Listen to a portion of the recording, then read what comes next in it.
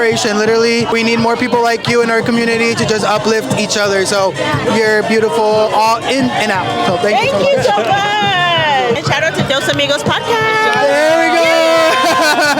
What's up, you guys? Micah and Steven, Dos Amigos here with the woman of the hour, the funky Latina, Elyssa. How are you? Oh my God! Honestly, I'm having so much fun. Yeah. Thank you for being First of all, here. you look amazing. Is this a custom outfit? This is one of one, as Beyonce would say. I'm the only one.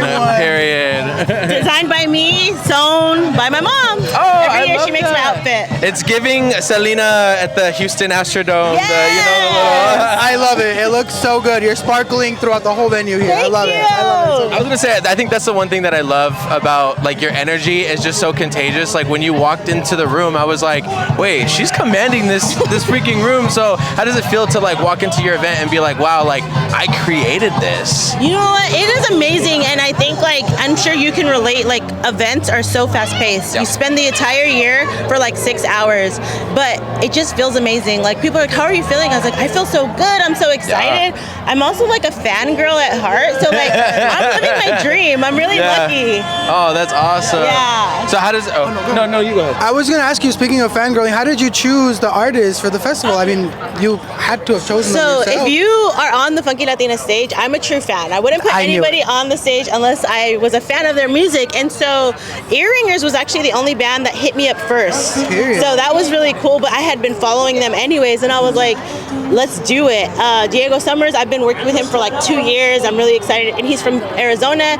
And I talked briefly about Ravines, how I met one of the students. I was speaking on a scholarship panel, and he was a college student, and I said, I'm looking for a band. And he came up to me after the event and was like, I'm in a band. And he handed me his business card. And I was like, if I needed a sign to hit me in the face, that was it. Right. Awesome. Yeah. Well, that one just kind of came to you, huh? Yeah, it was meant to be, and I'm That's so proud of them. awesome. I love that you're actually like a fan, and you're, you know, you're one for mi gente, our people, because we Yes. gotta represent, you know, the Latin community. How important is it to hold this festival? It's the only Latin indie music festival. So how important is that to you? It's so important, and like I carry it with a lot of pride. You know, a lot of people are like, it can be a lot of pressure to represent your culture, but for me, it's a lot of pride.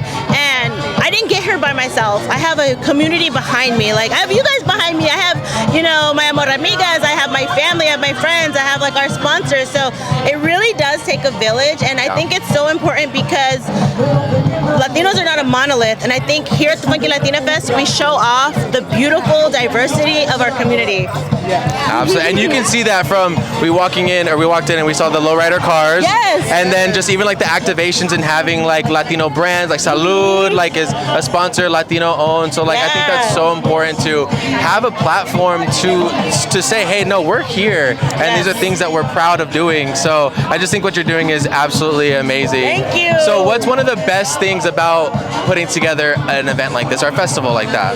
I think one of the best things is the connections you make. Like people will come to the festival alone, but then they'll leave with a new friend.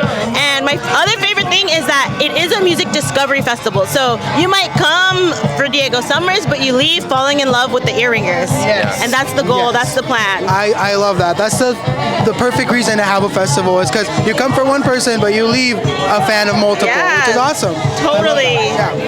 Well, that's awesome. I don't want to take up too much of your time, but if there's one thing that you could tell just everybody out there, not just specifically Latinos, but like just words of encouragement, like what would you say? I would say that if you have a dream, a vision, whatever it is, if it's a podcast, if it's even just an Instagram, start it, because there's an audience for everything. There's an audience for everybody, and I think at heart we're all creative people, and I hope people leave the festival inspired to follow their dreams. That's what I want to happen after the festival.